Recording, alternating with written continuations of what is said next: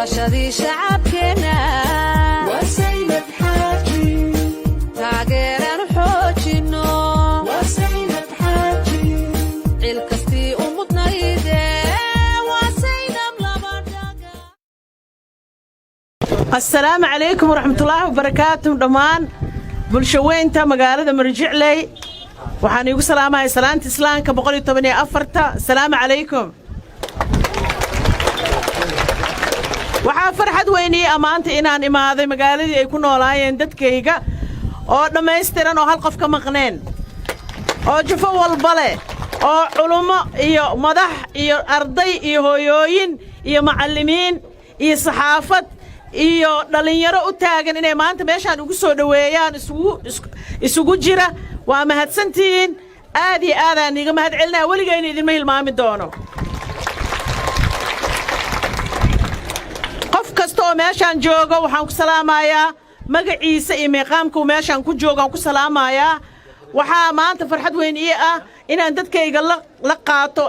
bacdal tacab raaxa la dhahay bacdal tacab raaxa waqti weyn ay ugu soo qaadatay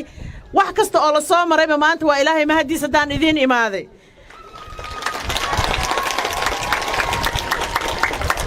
walaalayaal hooyooyin odayaal culumo dhammaantiin waxa maanta meeshaan i keena waxay tahay waxaan raadinayaa kursiga beesha qubeys ee leedahay oo nambarkiisa yahay eber 17 waxaan u imaaday maadaama Soomaaliya maxaa dhahay siyaasadeeda ay ahayd kursi la qaadanayo oo dad kale meesha ay joogaan aan loogu tagin oo laga tixgelinin oo la weydiisanin lagu soo fariisto inaan siyaasadaas ay haddaan Xuseen Maxamed Xaaji Cumar aan bedelo oo dadka kuraasta iskale ay ogaadaan inay ayaga leeyihiin anigana shaqaale aan waa kursiga inaan ugu shaqeeyo marka imaatinkayga waxa ka dambeeya salaan kadib iyo dadkayga meesha ay degan yihiin inaan barto waxa weeye qiimayn dadkayga inay ayagu leeyihiin siyaasadda inaysan ahayn inaan la boobo oo la dhaco kuraasta dadka ay leeyihiin oonan lagu tixgelin looguna shaqaynin waxaan rabaa inay dadkayga ogaadaan iyo Soomaaliya oo dhan dadka xildhibaaniinta dadka waa dad shaqaale dadka madaxda dawladda waa shaqaale waxay u shaqeeyaan shacabka waxa weeye inay dadku ogaadaan inay ayaga kuraastaas ay leeyihiin waxna loogu qabto lagana tixgeliyo lana weydiisto hadda wixii ka dambeeya uma dul qaadanayna siyaasiyiin intay imaadaan dadka dafiraan meelahay degan yihiin aanan ugu imaanin oo gadaal ugu soo noqonin oo fariisto maxaa meelaha ay mishaarada ka qaataan oo la leeyahay يعني والله حكومة دولة إنها فريستان ولقوا دب دم أنو إيمانين أو أشقينين أو الأركين ويدعي سهدي سندتك مشرحين تأين ندتك بالشدة أو إيمانين إنه ويدي سنين قلبي جنا إنك آمن سنين إنه كرسي أيجا دتك الليين وأسكوا استين أيجا الليين ويدعي سأين ندب وقص الله من لكن أنا كسينا محمد حاج عمر وحن بلن قاضي يا سيدي أوجي حاج عمر إن دتك قباس سر أردن الصومالي أردن بأنو استاجو أو أن أقبت وح أنت كران كيا waxaa u imaaday wadanka Soomaaliya oo ugu soo noqday ilaa iyo 12,000 abaarihii aan imaaday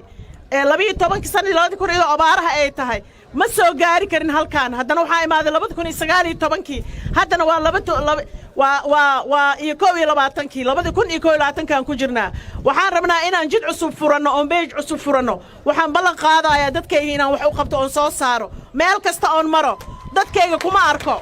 dadkayga ma ku arko meel kasta oo maro waa la soo dhaweeyaa meelaha ugu sareeyaan taga bila Soomaaliya la iga cazumaa yani dad aniga imatalaayo kuma arkin saami qaybsigana waa ku qadanahay waxa ii keenay wadankayga caruurtayda anigoo yar aan guursado waan korsaday wax waan bartay jaamacada intii uga soo baxay waxaan jeclahay inaan dadkayga soo saaro oo dariiq walba iga soo horbaxaan ay dadka saami qaybsiga asaagood meeshuu joogay ka sii sareysa inay gaaraan wax kale oo raadinayna ma jirto waxaan jecelahay inaan dhamaanteen gacanta iska wada qabsano waa inaa qalbigiina ka ogaatiin Xuseen Maxamed Xaaji Cumar uma soo marin jidkaan oo dheer uma soo marin dhibaatadiina waxay u soo martay dadaalkiina iyo wanaagiina aan wadaa sharaftiina waa sharaftayda wanaagiina waa wanaagayga dharagiina waa dharagayga hal family aan nahay maanta hadaa idinka waxba ahayn anigana waxba ma ihi meel kastoo liigeeyo waxaan rajaynayaa inuu qubaas macallin oo gacmaha isqabsado annagu hal faamilaa nahay jufo iyo in la iskala qaybiyo waxba kuma nihin inaan isla wada joogno oo hore u soconno oo hal magac ku adeegno hal magac ku shaqayna ayaan dadku farayaa waan jeclahay dhammaantiin wassalaamu calaykum waraxmatullaahi wabarakaatuh